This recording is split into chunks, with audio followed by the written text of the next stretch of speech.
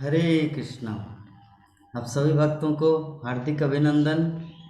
हमारे आज के सत्र में नवद्वीप मंडल परिक्रमा, नवद्वीप धाम महत्ता तृतीय दिन में आप सभी भक्तों को हार्दिक स्वागत।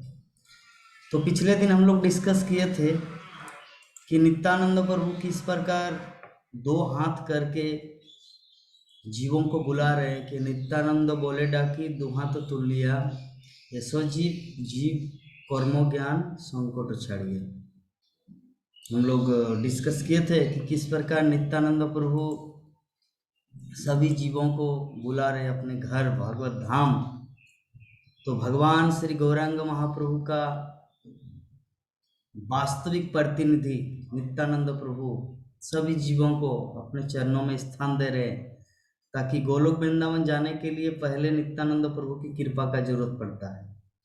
फिर नित्यानंद प्रभु अगर कृपा करे तो नित्यानंद प्रभु ट्रांसफर कर देते हैं श्री चैतन्य महाप्रभु के ऊपर। फिर चैतन्य महाप्रभु अर्थात राधा कृष्ण मिल रहे हैं। तो हम लोग राधा कृष्ण को इस पर पाते हैं और गोलोक वृंदावन को हम लोग प्राप्त कर पाते हैं। तो जो भी है, अल्टीमेटली जो बोलने का भाव ये है कि महाप्रभु नित्यानंद प्रभु इस संसार में आए हैं हम सब जीवों को उद्धार करने के लिए। तो नित्यानंद प्रभु आज हम लोग को बोल रहे कि सुख लागी चेष्टा तब আমি তাহা দিব তার বিনিময়ে আমি কিছু না লইব। कि जिस सुख को प्राप्त करने के लिए तुम इतना प्रयास कर रहे हो, मैं तुम्हें वह सुख अनायास ही दे दूंगा, सहज ही दे दूंगा, उसके बदले में मैं तुमसे कुछ भी नहीं लूंगा। तो नित्यानंद प्रभु यहाँ पे एश्योरेंस दे रहा है जीवों को कि तुम कृष्ण भक्ति को ग्रहण करो, हरे कृष्ण महामंत्र का जपो, महाप्रभु की शरण ग्रहण करो। हाँ, और जो जिस सुख को प्राप्त करने के लिए तुम जो इतना प्रयासी हो कि मेरा एक बड़ा सा बिल्डिंग घर हो, बहुत बड़ा एक क्या बोलते हैं धन संपत्ति हो, बैंक अकाउंट हो, जो मटेरियल सुख सुविधा जो आपकी इच्छा है, नित्यानंद प्रभु क्या बोले कि मैं आपको अनायास ही दे दूंगा, विदाउट एनी एफर्ट, बिना प्रयास से मैं आपको दे दूंगा। लेकिन एक काम, आप भक्ति जीवन में आ जाइए, श्री चैतन्य महाप्रभु की शरण ग्रहण कीजिए, महाप्रभु की शरण ग्रहण कीजिए। हाँ, और हरि नाम मंत्र जपिए, श्रीमद् भागवतम अध्ययन कीजिए और अपने मनुष्य जीवन को सार्थक कीजिए। बाकी सब कुछ मैं आपको प्रोवाइड करूंगा, सब कुछ आपको दूंगा। कष्ट नाय बई नाय ना पावे जातो ना, श्री गौरांग बोली नाचो नाही को भावना। ये जो भक्ति जीवन है ये कष्ट भी नहीं है, किसी भी तरह की कुछ हानि भी नहीं है, और ना ही किसी प्रकार की यातना अर्थात दुख हम लोग को मिलेगा। ना पाई वे जातो ना, श्री गौरांग बोली नाचो नाही को भावना। तो नित्यानंद प्रभु हम सबको सिखा रहे हैं कि भक्ति जीवन में आ जाओ, नाचो गाओ, हरि कथा सुनो, हरि कीर्तन करो, प्रसादम पाओ, आनंदमय जीवन जियो। यहाँ पे ना किसी प्रकार का यातना है, किसी प्रकार का दुख है, कष्ट है। भक्ति जीवन में जब जस्ट आप आ जाओ। तो नित्यानंद प्रभु ये चीज एश्योरेंस दे, भगवान श्री कृष्ण भी श्रीमद् भगवद गीता में बोल रहे हैं कि भक्ति जीवन क्या है। सुसुखम कर्तुम अव्ययम राजविद्या राजगुह्यम प्रत्यक्षागमम धर्मम सुसुखम कर्तुम अव्ययम। ये जो राजविद्या राजगुह्यम पवित्रम इदम उत्तमम, ये राजविद्या अर्थात ये जो हम लोग जानते हैं, बहुत सारे नॉलेज है हमारे पास। किसी के पास इंजीनियरिंग नॉलेज है, किसी के पास डॉक्टरी नॉलेज है, किसी के पास विभिन्न आर्ट कला साइंस, सबके पास अलग अलग नॉलेज है। लेकिन भगवान भगवत गीता में क्या बोलते हैं, सबसे बढ़िया नॉलेज, सबसे best knowledge in this world वो क्या है, राजविद्या। समस्त विद्याओं का राजा क्या है, राजविद्या राजगुह्यम, समस्त रहस्यों में समस्त राजगुह्य, सबसे गुह्य वस्तु राज पवित्रम इदम उत्तमम, और ये सबसे उत्तम है और पवित्र है, सबलाइम है, प्योरिफाइड है ये नॉलेज। क्या क्या है वो नॉलेज? हाँ, सुसुखम कर्तुम अव्यय, और सुखपूर्वक किया जा सकता है क्या? भक्ति, कृष्ण भक्ति सुखपूर्वक किया जा सकता है। तो नित्यानंद प्रभु यहाँ पर हम सबको यही चीज बोलना चाह रहे हैं कि आपको किसी भी तरह का कुछ असुविधा नहीं होगा, जस्ट भक्ति जीवन ग्रहण करो, आप प्रसादम पाओ, भगवान का गुणगान गाओ, हरे कृष्ण महामंत्र का कीर्तन करो। कितनी सुंदर बात है, आपको और कुछ नहीं करना है। नित्यानंद प्रभु बारंबार ये चीज रिपीट क्यों कर रहे हैं? इसीलिए ताकि हम लोग को समझ में आए कि भक्ति जीवन सबसे सुलभ है। इससे बढ़कर सुलभ, इससे बढ़कर दुर्लभ, इससे बढ़कर सहज इस संसार में कुछ भी नहीं है। हाँ, तो इसीलिए नित्यानंद प्रभु हम लोग को बोल रहे हैं, जे सुख आमी तो दिबो तार नाई सम, सर्वदा विमलानंद नाही तार भ्रम। अर्थात कि मैं तुम्हें जो सुख प्रदान करूंगा हे जीव, उसके समान और कोई सुख हो ही नहीं सकता। उसमें सदैव विमल आनंद है तथा किसी प्रकार का कोई भ्रम नहीं है। एक्चुअली हम लोग जो सुख प्राप्त करते हैं ना इस संसार में, उसमें बहुत कुछ डुप्लिसिटी रहता है। घी खरीदने जाते मिलता है नकल घी, शुद्ध घी तो मिलता नहीं। इस संसार में सब कुछ नकल है।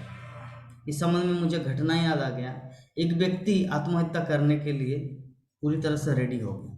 वो पूरी तरह से थक गया, विरक्ति आ गया अपने संसार से, अर्थात अपने परिवार से। बोले कि नहीं, मुझे तो मर जाना है। तो पहले क्या किया, वो विष पान किया। घर में जो विष था, जहर, तो जहर को पिए, देखा कि मरा नहीं। क्यों? क्योंकि जहर नकल था। फिर वो चला गया ट्रेन में आपका, उससे पहले वो घर में ही रस्सी लगाया पंखा में, और अपने आप को फांसी लगाने जैसा एटलीस्ट सब कुछ किया। जो टेबल था, टेबल के ऊपर पाँव दिए, रस्सी लटकाए, स्विच दबा दिया पंखा का। जैसे ही पंखा घूमे तो भी व्यक्ति गिरा। एक्चुअली लटकने वाले थे लेकिन लटका नहीं, क्योंकि रस्सी जो था वो टूट गया। ठीक है, ये सेकंड हुआ। थर्ड, तीसरा क्या हुआ, ट्रेन में माथा देने के लिए गए थे। ठीक है, पहला क्या हुआ, एक फेल हुआ कि विष पान किए तो नकल निकला, जिसके कारण उसका मृत्यु नहीं हुई। दूसरा, पंखा में अपने सर को बांधे गमछा लगा के, रस्सी लगा के, तो रस्सी टूट गए, वो भी नकल। और थर्ड, ट्रेन में माथा देने के लिए गया तो वहां देखा कि ट्रेन 1 घंटा लेट है। तो कली युग में जो है ना, सब कुछ नकल है, एवरीथिंग, सब कुछ, किसी भी चीज का सत्यम। तो इसीलिए नित्यानंद प्रभु हम सबको बुला रहे हैं कि तुम जो मिथ्या सुख के पीछे जो दौड़ रहे हैं ना, मैं तुम्हें ओरिजिनल सुख दूंगा, रियल वास्तविक सुख प्रदान करूंगा। तुम आओ तो सही भक्ति जीवन में, जस्ट आओ। उसके समान कोई भी सुख नहीं है संसार में। उसमें सदैव आपको आनंद मिलेगा और किसी प्रकार का भ्रम नहीं है। तो इतना बोलने के बावजूद भी ये कलियुग के लोगों की जो अवस्था है ना, अवस्था पूर्णतया विपरीत है। हाँ, तो दुर्भागा व्यक्ति जो है ना, दुर्भागा व्यक्ति की अवस्था, जैसे सौभाग्य वाले व्यक्ति का लक्षण क्या है, वो कृष्ण भक्ति को तुरंत ग्रहण करेंगे।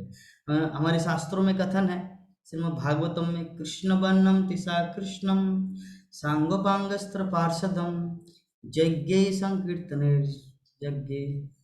संकीर्तने प्राय जजंती ही सुमेधसा। इस कलियुग में जो व्यक्ति भाग्यवान है, जो व्यक्ति बुद्धिमान है, जो व्यक्ति मेधावी है, अर्थात एक्सट्रीमली ब्रिलियंट, इंटेलिजेंट, वो क्या करेंगे, यज्ञ संकीर्तने प्राय जजंती, जजंती मतलब भक्ति करेगा, सुमेधसा, जजंती ही सुमेधसा। तो जो बुद्धिमान है, जो भाग्यवान है, वही व्यक्ति भक्ति जीवन को ग्रहण करेगा, और जो इसके विपरीत है वो ग्रहण नहीं करेगा। नित्यानंद प्रभु आगे वर्णन कर रहे हैं, यही रूपे प्रेम नाचे नित्यानंद राय। भक्तिवेदांत ठाकुर बोलना चाह रहे हैं, यही रूपे प्रेम जाचे नित्यानंद राय, ओ भागा करो दोषे तहा नहीं चाहे। हाँ, तो नित्यानंद प्रभु ब्रह्मा आदि के लिए भी जो दुर्लभ कृष्ण प्रेम, उसका वितरण करना चाहते, किंतु तथापि दुर्भागा व्यक्ति अपने ही कर्म दोष के कारण उसे लेना नहीं चाहते, अपने कर्म दोष के कारण उसको लेना नहीं चाहता। भगवान आते कृपा करने के लिए। हम लोग कुछ दिन पहले एक दूसरा उदाहरण दिए थे कि एक माता जी जंगल गई थी कुछ लकड़ी लाने के लिए, मतलब बूढ़ी माता जी। तो अभी वो इतना बोझा, मतलब लकड़ी इतना इकट्ठा किए तो बोझा बहुत बड़ा हो गया। अभी वो अकेले वो अपने माथे पर नहीं उठा पा रहे। तो अभी वो एक खेद व्यक्त किया, हे हरि, मतलब हे कृष्णा, अगर कोई तो आके मेरी बोझा को उठा दे। तो एक्चुअली माता जी निष्कपट भाव से भगवान हरि को बुलाया, कृष्ण को बुलाया, तो इसीलिए हरि आ गए। हरि अपने रूप में नहीं आए, एक दूसरे रूप में आए। और हरि आकर एक्चुअली दूसरे रूप में नहीं, एक्चुअली वो हरि रूप में है, लेकिन उनको पता नहीं था। एक्चुअली हरि नाम वो सुने थे माता जी। वो जो बूढ़ी माँ जो है ना, कि भगवान का रूप जो मोर मुकुट, बंशीधारी, मुरली वाला, ये उत्तरी, पीताम्बरधारी, ये सब उसके पास कुछ आइडिया नहीं था। वो भागवत कथा सुने नहीं थे कभी। उनको पता था कि हरि या कृष्ण को बुलाया जाता है। तो ऐसे ही नाम आवास की तरह बोले, हे हरि, कोई अगर थोड़ा मेरा बोझा को उठा देते। तो ये चीज उन्होंने जैसे उच्चारण किया तो भगवान श्री कृष्ण साक्षात हरि वहां पर आए और बोले कि माता जी क्या करूं आपके लिए। बोले कि ये बहुत बड़ा बोझा हो गया, कृपा करके मेरे माथे में डाल दीजिए। ठीक है, तो भगवान श्री कृष्ण बोले, मैं इसको भगवत धाम ले जाने के लिए आया था, लेकिन ये इस तरह इतनी मूर्ख है कि बोले कि ये जो जगत, ये जो मेरा कष्ट जो है, कष्ट यातना, ये मेरे माथे पे पुनः आप डाल दीजिए। हाँ, तो इस प्रकार वो माता जी क्या किए, बोले कि कृपा करके बोझा को मुझे उठा दीजिए। और भगवान श्री कृष्ण उसके बोझा को उठा दिया और माता जी घर चले गए। तो अगर बुद्धिमान होता वो तो क्या करते, भगवान कृष्ण को एक्सेप्ट करते, हे प्रभु मैं इस जगत में तंग आ गया हूँ, थक गई हूँ, ये बोझा ढोके वन से लकड़ी ले जाना, इस तरह में बूढ़ी हो चुकी, कृपा करके आप मुझे अपने धाम में ले चलिए। तो भगवान यूं ही उसको ले जाते एकदम विदाउट एनी थिंकिंग। भगवान बिना कुछ सोचे समझे कि भक्ति किया कि नहीं, जीवन में माला जप किए कि नहीं, भागवतम क्लास ज्वाइन किए कि नहीं, भागवतम कथा सुने कि नहीं, विदाउट एनी कंडीशन माता जी को ले जाते भगवत धाम भगवान श्री कृष्ण। लेकिन दुर्भाग्य का विषय ये है कि वो माता जी की इच्छा नहीं थी। तो इसीलिए यहाँ पर भक्ति विनोद ठाकुर बोल रहे हैं, नित्यानंद प्रभु का उदाहरण देते, यही रूपे प्रेम जाचे नित्यानंद राय। भगवान कृपा करने के लिए आते हैं, नित्यानंद प्रभु कृपा देना चाह रहे हैं। अभागा कर्म दोषे तहा नहीं चाहे। अभागा वो माता जी की तरह अपने कर्म फल के अनुसार, कर्म दोष के कारण भगवान थे सामने, लेकिन फिर भी भगवान को एक्सेप्ट नहीं किया। ये जो कर्म का झमेला, ये सबसे बड़ा बोझ अपने माथे पर डाल दिया। अभागा कर्म दोषे तहा नहीं चाहे। तो इसके माध्यम से हम लोग को एक चीज समझना है, संसार में सबको भक्ति करने का सुयोग प्राप्त होता है। सभी व्यक्ति को एक ना एक दिन चांस मिलता है शुद्ध भक्ति करने का, भगवान के भक्तों के द्वारा, भगवान खुद के द्वारा किसी न किसी रूप में उनको प्रेरणा दिया जाता है कि आप सुंदर कृष्ण भक्ति करो, लेकिन व्यक्ति नहीं करता। तो इसके माध्यम से जो हम लोग को समझना है वो ये है कि पूरे संसार में, अखिल विश्व ब्रह्मांड में जितने सारे लोग हैं, उनमें से जो कृष्ण भक्ति नहीं कर रहे, इसमें कृष्ण का कोई दोष नहीं है, इसमें कृष्ण भक्त का कोई दोष नहीं, व्यक्ति के खुद का कर्म फल है। हाँ, व्यक्ति की खुद के कर्म का फल है, जो भगवान या भगवान के प्रतिनिधि साक्षात बलराम, नित्यानंद प्रभु, रामानुजाचार्य, लक्ष्मण, गुरुदेव, प्रतिनिधि भगवान के शुद्ध भक्त जो हम लोग को देना चाह रहे हैं, लेकिन वो कृपा हम लोग लेना नहीं चाह रहे। अभागा कर्म दोष से ताहा नहीं चाह रहे। हाँ, हम लोग इस तरह अभागा है। तो भक्ति विनोद ठाकुर बोल रहे कि गौरांग निताय जय बोले एक बार, अनंत कर्म दोष अंत होता। अगर कोई सौभाग्य से जय गौर निताय गौर निताय गौर निताय जय गौर निताय। ये गौरांग और नित्यानंद प्रभु का अपने इस जीवा से अगर उच्चारण करता है तो हमारे वैष्णवाचार्यों का क्या कहना है, अनंत कर्म दस अंत होता। उनके जो अनंत जीवन में अर्थात कितने सारे जीवन बीते हुए कल में कितना पाप किया, कितना कर्मफल, कितना कष्ट, कितना दुख, लोगों को पीड़ा पहुंचे, कितना कुछ किए अपने जीवन में, सब कुछ उसका नष्ट हो जाएगा। अनंत कर्म फल अनंत कर्म दस अंत होता, उनका अंत हो जाएगा। तो ये जो गौरांग महाप्रभु की जो लीला है, महाप्रभु राधा और कृष्ण एक तनु, राधा कृष्ण एक तनु है। राधा रानी और कृष्ण दोनों एक साथ मिलकर एक शरीर में जो आए, प्रकट हुए, ये जो गौरांग महाप्रभु की ये जो लीला, नवद्वीप धाम की लीला, जगन्नाथपुरी धाम की लीला, वृंदावन धाम की लीला, भगवान श्री चैतन्य महाप्रभु इसकर पूरे भारत में भ्रमण किए। तो ये जो महाप्रभु की जो लीला है, तो भक्ति विनोद ठाकुर बोल रहे कि आरो एक गूढ़ कथा सुनो सर्वजन, कली जुगे यज्ञ वस्तु गौर लीला धाम। एक सबसे कॉन्फिडेंशियल बात, हे भक्तगण, हे जगतवासी, उसको सुनो ध्यान से। क्या? कली जीवे यज्ञ वस्तु गौर लीला धाम। अन्य काल में सत्य युग में ध्यान की प्रक्रिया था, त्रेता युग में यज्ञ का प्रोसेस था, द्वापर युग में अर्चन पद्धति का, किंतु कली युग में कली के जीवों के लिए सबसे अच्छा वस्तु क्या है? सबसे बेस्ट, मोस्ट इंपोर्टेंट एंड सबसे क्वालिटी वाला चीज, जिसके परे कुछ है ही नहीं। कली जीव के लिए सबसे मुख्य चीज क्या है? कली जीवे यज्ञ वस्तु गौर लीला धाम। गौरांग महाप्रभु की ये जो लीलाएं, ये जो चैतन्य चरितामृत की कथा, चैतन्य महाप्रभु की जो कथा, ये जो है ना, हमारे जीवन की सबसे महत्वपूर्ण धन व वस्तु है। हम लोग सोचते हैं हमारे पास करोड़ रुपया होता तो मेरे पास कुछ अकाउंट में है, हमारे पास अगर ये 10 तला बिल्डिंग होता तो कुछ है, हमारे पास अगर इतना सारा जमीन होता तो कुछ है। इस प्रकार हम लोग धन की परिभाषा अपने अपने तरीके से सभी बोलते हैं। कोई बोलते मेरे बैंक अकाउंट में होना चाहिए, कोई बोलते जमीन के रूप में होना चाहिए, कोई बोलते अच्छा भवन के रूप में होना चाहिए, तब मैं अपने आप को धनवान समझूंगा। लेकिन हमारे आचार्य का क्या कहना है? चलो भक्ति विनोद ठाकुर क्या बोल रहे हैं हम सबको, कि कली जीव, ये हम सब जो कली युग में जन्मे हैं और हम सब जो कली के जीव है, तो योग्य वस्तु अर्थात सबसे जो महत्वपूर्ण धन अगर कोई है इस संसार में, तो वो है गौर लीला धन। क्या धन? गौर लीला धन। गौर लीला मतलब ये जो डिस्कशन किए, चैतन्य महाप्रभु की लीला, नवद्वीप धाम की लीला, जगन्नाथपुरी धाम की लीला, वृंदावन धाम की लीला, हाँ, तो महाप्रभु ने जो जो लीलाएं किया इस संसार में, वो लीला अगर कोई श्रवण करता तो उससे बड़ा धन इस कलियुग में, इस कलियुग के जीवों के लिए उससे बढ़कर कोई धन नहीं है, उससे बढ़कर कोई धन नहीं है।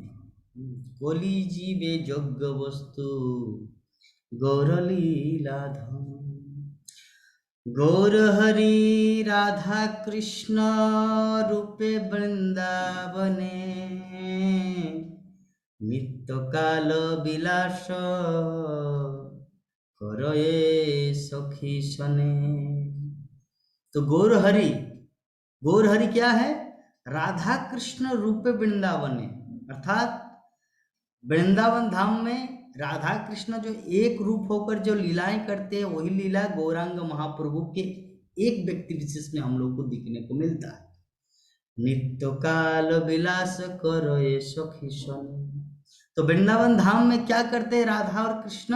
अपने सखियों के साथ इस तरह लीला विलास नित्य काल अर्थात सब समय करते रहते हैं। All time. तो अगर कोई श्री चैतन्य महाप्रभु की इस लीला को, गौरांग महाप्रभु की लीला को अगर कोई सुनता है, समझता है, तो सुन के आनंदित होता है, तो इससे बढ़कर कोई दूसरा आनंद का चीज है ही नहीं। शास्त्रे ते जानीला जीव ब्रज लीला तत्त, राधा कृष्ण नित्य लीला ब्रजेर महत्त। कि शास्त्रों के माध्यम से जीव ब्रज लीला के तत्व और ब्रज में हुई श्री राधा कृष्ण के नित्य लीला की महिमा को समझता है ना। तो ये जो राधा कृष्ण तत्व, गौरांग महाप्रभु की लीला, एक्चुअली गौरांग महाप्रभु कौन है, वो राधा है, कृष्ण है, ये सब तत्वों के बारे में हम लोग को कहाँ से पता चला? शास्त्रों से, ग्रंथों से। तो जब हम लोग ये शास्त्र और ग्रंथों को पढ़ते हैं, इसका अध्ययन करते हैं, इसको श्रवण करते हैं, तो क्या होता है हमारे जीवन में? हमारा जीवन पूरी तरह से मंगलमय होता है। हमारा जीवन पूर्णतया मंगलमय हो जाता है, क्योंकि हम सबको ना, एक्चुअली हम लोग कली के जीव हैं, इसीलिए किसी भी शुद्ध चीज के ऊपर विश्वास नहीं होता हमारा। एक कल का आपका लंदन का एक व्यक्ति आया था इंडिया, भारत, और जयपुर के एक होटल में ठहरे थे, ठीक है। तो जिस होटल में वो ठहरे थे, तो रोज शाम को अर्थात रात को डिनर के बाद एक गिलास दूध उनके लिए आ जाता था, एक्चुअली होटल का नियम है। तो जो एक दिन, 2 दिन, 3 दिन वो दूध को पिए, तो वो दूध को पीने के बाद उसका पेट खराब हो गया, पेट उसका पूरी तरह से खराब हो गया। तो कंक्लूजन निकाला कि पेट क्यों खराब हुआ?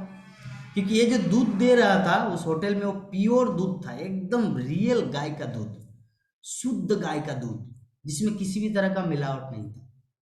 लेकिन वो जो लंदन का जो व्यक्ति था, इंग्लैंड का, वो वहां पर क्या प्रैक्टिस किए थे, क्या खाए थे उतना दिन? नकल दूध, डुप्लीकेट मिल्क, जिसमें पानी मिला कर दिया जाता है या और भी कुछ तत्व मिला के दूध बनाया जाता, वो दूध पीते थे। वो सारा जीवन भर वो दूध पिए थे, और जब वो ओरिजिनल मतलब रियल वास्तविक दूध उनको मिला, शुद्ध दूध मिला, तो उसका पेट में हजम नहीं हुआ, उसके पेट में हजम नहीं हुआ। तो शास्त्रों में जो भगवान श्री श्री राधा कृष्ण की जो लीलाएं हैं, गौरांग महाप्रभु की जो लीलाएं हैं, ये जो है ना, ये आपका रियल अर्थात शुद्ध दूध की तरह है।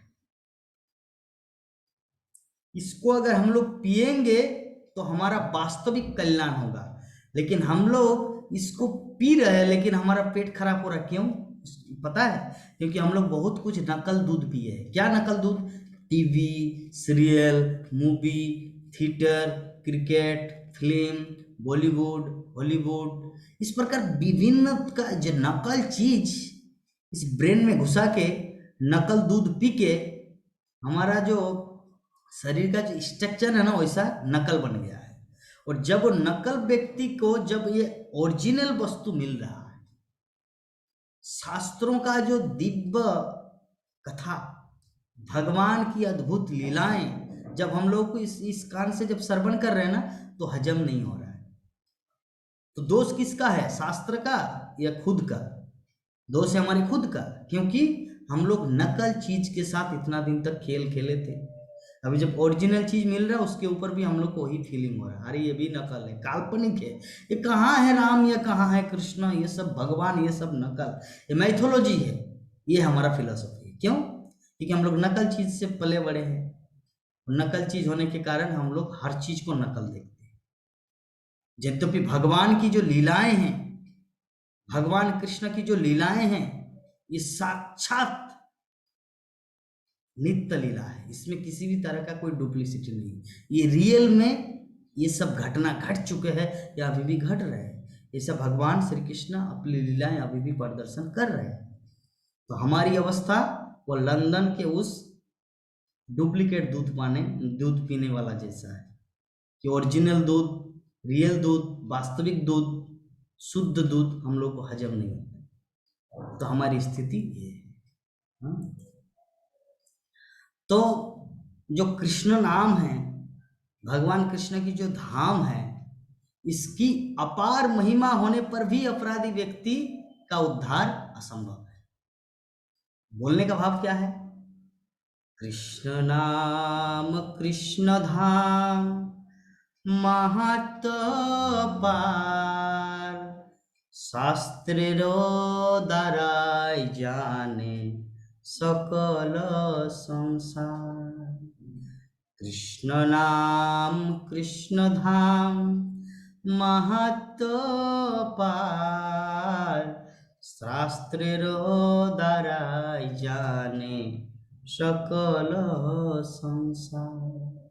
कि कृष्ण नाम कृष्ण धाम महत्व अपार है, अर्थात ये जो शास्त्रों में भी जो कृष्ण का नाम, कृष्ण के धाम की जो महत्व, जो महत्व जो है ना, इसको शास्त्रों में भी पूरी तरह से व्याख्या नहीं किया जा सकता। शास्त्रेरो দ্বারাই जाने सकल संसार, मतलब पूरे संसार, पूरी दुनिया के लोग शास्त्र के माध्यम से ही भगवान कृष्ण का नाम, भगवान कृष्ण के धाम की महिमा को जान पा रहे, पूरा संसार। किंतु जो व्यक्ति अपराधी है, जो व्यक्ति पापी है, उसके लिए इतना कुछ होने के बावजूद भी उनका उद्धार असंभव है, उनका उद्धार असंभव है। अभी कोई मन में सोच सकता है, प्रभु जी मैं तो नेगेटिव हूँ, मैं तो नास्तिक हूँ, और आप ऐसे बात बोल दिया, अभी मेरा क्या होगा गति? आपका कुछ नहीं होगा, टेंशन मत लीजिए। अगर आपके हृदय में कृष्ण के प्रति प्रेम है, कृष्ण के प्रति श्रद्धा है, शास्त्रों के प्रति रुचि है, तो आपका भी उद्धार संभव है। क्योंकि शास्त्रों में बारंबार बोला गया है कि अगर कोई भगवान कृष्ण का नाम, कृष्ण का धाम के ऊपर पूर्णतया श्रद्धा रखता है, रुचि रखता है, और ये सब सत्य है रे बाबा, हम लोग अंधे हैं, हमारी आंखें देख नहीं पाते, जिसके कारण हम लोग ये सब असत्य मानते हैं। ये सब परम सत्य है, इस चीज को हम लोग को समझना है पूर्ण रूपेण। ठीक है, हमारे आचार्य लोग कितने सुंदर ढंग से समझाए हैं, लेकिन हम लोग इतना दुर्भागा जीव है, कली के जीव, कि हम लोग उसको अविश्वास करते हैं। विश्वास करने से हमारा खुद का कल्याण है। कृष्ण नाम कृष्ण धाम महत अपार, शास्त्रेरो দ্বারাই जाने सकल संसार। पूरा संसार, ऑल ओवर दी वर्ल्ड, भगवान के धाम एवं भगवान के नाम की जो महत्व है, इसमें क्या फायदा है, इसको जपने से, भगवान के धाम जाने से क्या हमारा जीवन कितना सफल होगा, वो साधारण कोई नहीं समझ सकता। हाँ, तो क्या करना है?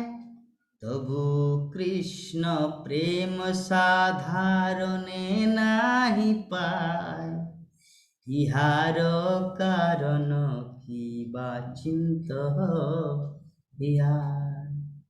कि फिर भी लोगों को कृष्ण प्रेम प्राप्ति नहीं होती, इसका क्या कारण है? हृदय में इस पर थोड़ा विचार तो करो। भक्ति विनोद ठाकुर, हमारे परम गुरुदेव, हमारे आचार्य क्या बोलना चाह रहे हैं? कि कृष्ण नाम और कृष्ण धाम की महिमा जो है ना, शास्त्रों में वर्णन किया गया है। अगर कोई उस शास्त्रों को अध्ययन करे और भगवान का नाम, भगवान के धाम के बारे में पूर्णतया समझे, तो उनका जीवन सफल है, उनका जीवन सफल है। और क्या है, फिर भी सभी लोगों को कृष्ण प्रेम की प्राप्ति नहीं होती, सबको नहीं होता। हम सबको पता है कि कृष्ण नाम और कृष्ण धाम की महिमा कहाँ पर है, शास्त्रों में वर्णन है, लेकिन सबको तो ये नहीं पता ना कि कृष्ण नाम और कृष्ण धाम शास्त्रों में वर्णन है। और शास्त्रों में अगर वर्णन हो भी तो शास्त्र है क्या चीज? जैसे आजकल का मूवी है, ऐसा का कोई व्यक्ति किताब लिखता वैसा ही है। व्यासदेव एक मनुष्य था, उन्होंने लिखा। तो ये है हमारे कलियुग की धारणा, कलिकाल के जीव की सबसे बड़ी दुर्भाग्य का सिम्टम।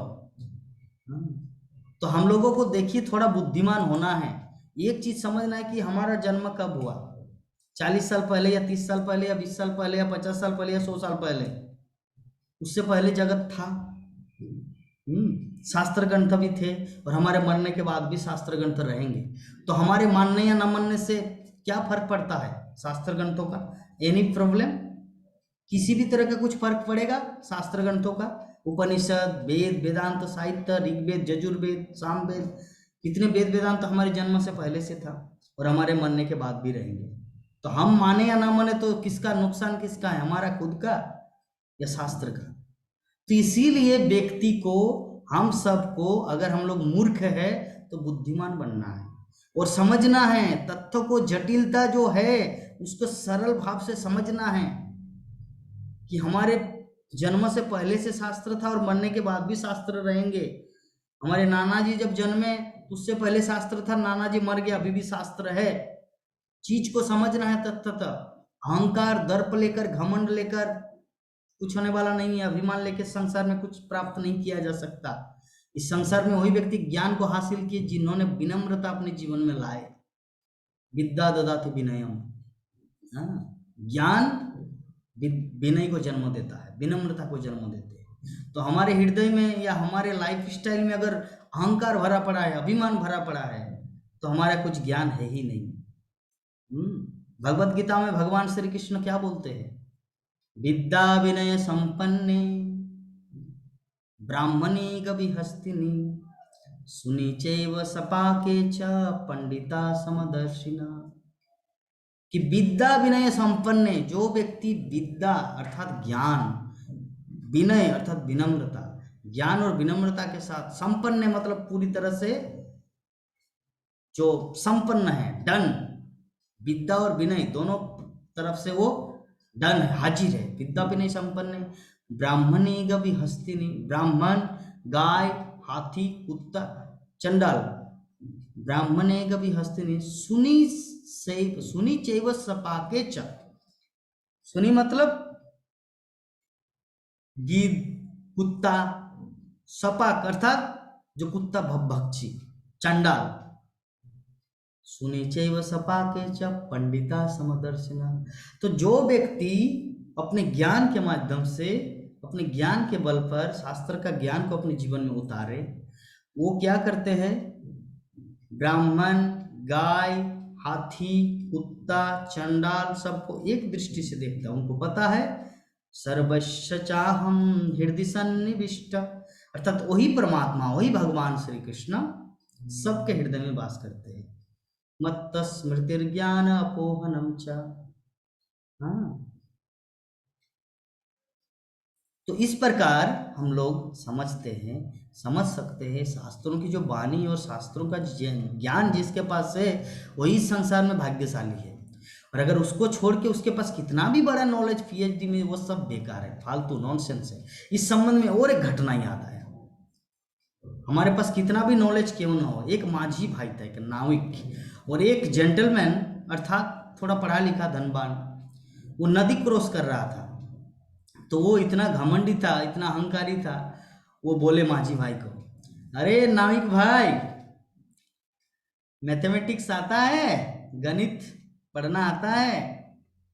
तो बोले नहीं नहीं सर, मेरे पास तो इतना कुछ ज्ञान नहीं है महाशय, मेरे पास गणित का ज्ञान नहीं है। अच्छा अच्छा, आपके पास साइंस का नॉलेज है? बोले साइंस क्या होता है?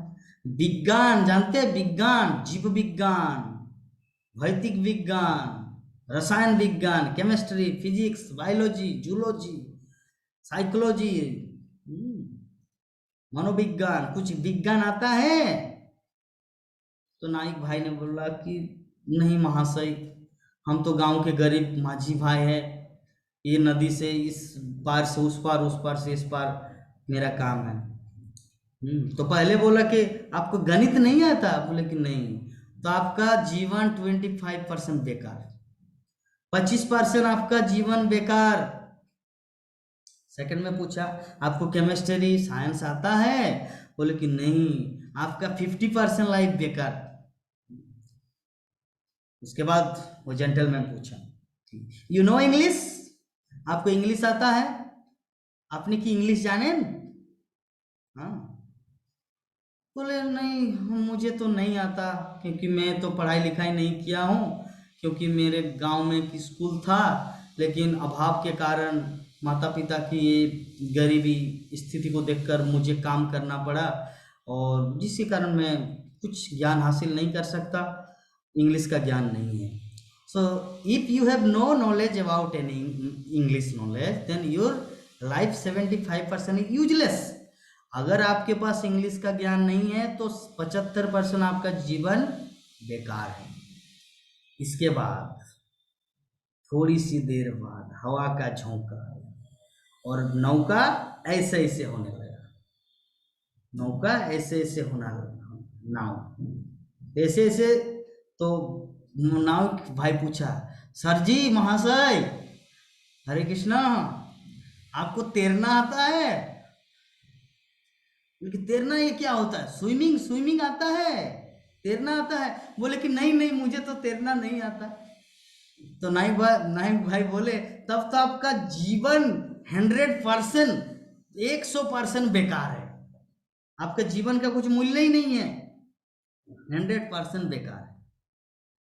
तो उसी प्रकार जिस व्यक्ति के पास श्रीमद् भागवतम, भगवत गीता, चैतन्य चरितामृत, वेद, वेदांत, साहित्य, वैदिक शास्त्र, कृष्ण को जानने वाला जो विज्ञान, श्रीमद् भगवत गीता, श्रीमद् भागवतम का नॉलेज नहीं है, शास्त्र का ज्ञान जिसके पास नहीं है, उसका 100% लाइफ ही बेकार है, 100% जीवन बेकार है उनका,